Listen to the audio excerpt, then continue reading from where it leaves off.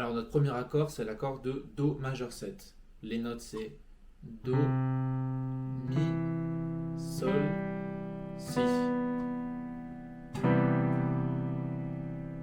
Notre deuxième accord, c'est Sol majeur 7. Sol, Si, Ré, Fa dièse. Voilà, ça c'est nos deux accords qu'on joue à la main gauche. À la main droite, on peut jouer toutes les notes de la gamme de Sol majeur. Donc ça donne Sol, La, Si, Do, Ré, Mi, Fa dièse, Sol. Donc autrement dit, on joue toutes les touches blanches avec un Fa dièse au lieu d'un Fa. C'est la seule différence. Dans notre improvisation, on va jouer les accords de Do majeur 7 et Sol majeur 7 à tour de rôle. Donc on change toutes les deux mesures si vous préférez. Et à la main droite, donc on joue toutes les notes de la gamme de Sol majeur. Donc toutes ces notes, ça va être des bonnes notes. Il n'y en a pas qui vont sonner faux. Et par contre, il y en a qui vont sonner mieux que d'autres. Par exemple, le Si et le Fa dièse. Alors pourquoi rapidement, parce que dans nos accords, par exemple l'accord de Do majeur 7, le Si c'est quoi? C'est la septième de notre accord de Do majeur 7 et c'est aussi la tierce de notre deuxième accord Sol majeur 7.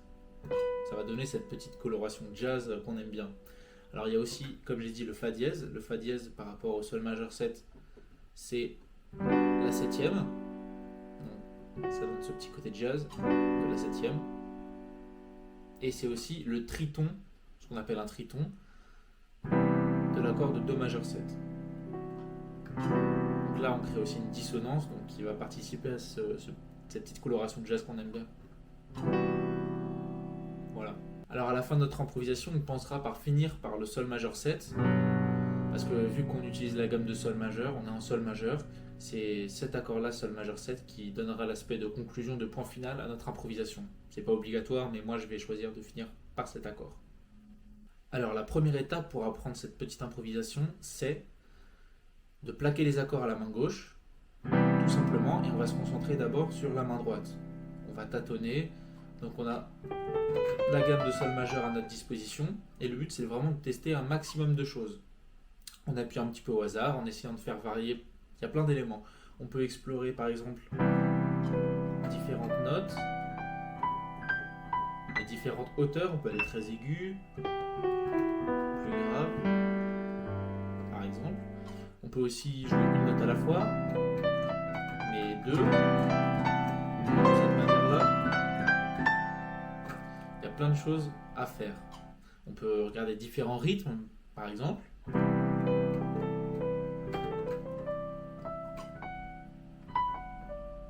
Voilà, il y a un tas de choses à explorer. Le but étant que notre main gauche soit solide, on plaque simplement, puis l'autre, on replaque, et ainsi de suite. Bon là je l'ai fait en accéléré, vous pouvez changer beaucoup moins souvent. D'accord. Le but c'est vraiment de se concentrer sur notre main droite et d'explorer un maximum de choses, d'y aller par tâtonnement, de regarder ce qui marche moins bien, ce qu'on aime bien jouer aussi, parce que c'est aussi ça, improviser c'est jouer ce que tu aimes bien jouer.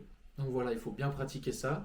Et ensuite, quand tu es à l'aise avec cette gamme de Sol majeur 7, que tu sais quelle note il faut jouer, quelle note il ne faut pas jouer, donc c'est autrement dit toutes les touches blanches et avec un Fa dièse, on peut commencer à faire varier notre main gauche. Alors notre main gauche, là on a plaqué les accords simplement pour s'entraîner à la main droite, mais on peut aussi la jouer de plein de manières différentes. Par exemple, nos accords, on les a joués plaqués, mais on peut aussi les jouer les uns après les autres, légèrement décalés, ça peut être très joli aussi. Pour soutenir notre accord, on peut aussi ajouter la basse, ça peut être sympa aussi. Il y a plein de choses à faire, on peut aussi jouer les notes les unes après les autres en montant et en descendant, comme ça. Ça peut faire un joli accompagnement, que j'aime beaucoup personnellement. Il n'y a pas besoin de faire très sophistiqué pour que ce soit joli. On peut aussi faire des arpèges, pour ceux qui sont plus à l'aise, en montant par exemple.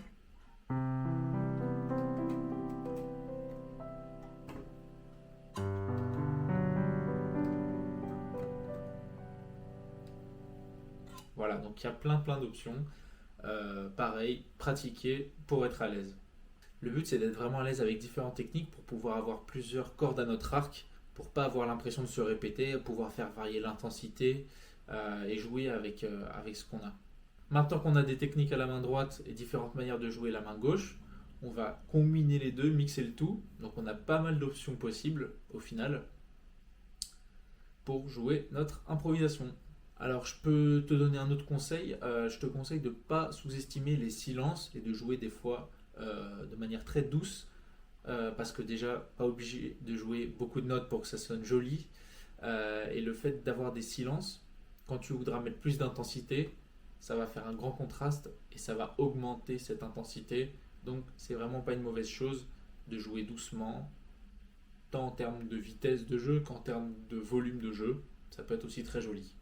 Pour ce qui est de la pédale, alors moi la pédale je la laisse quasiment tout le temps et je la change à chaque fois que je change d'accord. Voilà, tout simplement. Pour ceux qui ont des pianos acoustiques, il faudra peut-être la changer plus régulièrement que ça.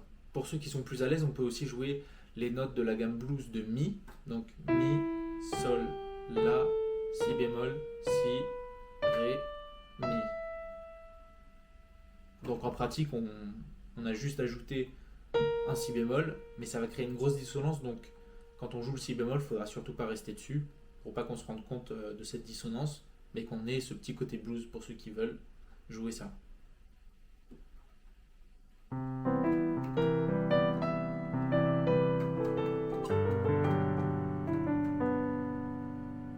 Par exemple. Au final, ça donne quelque chose comme ça.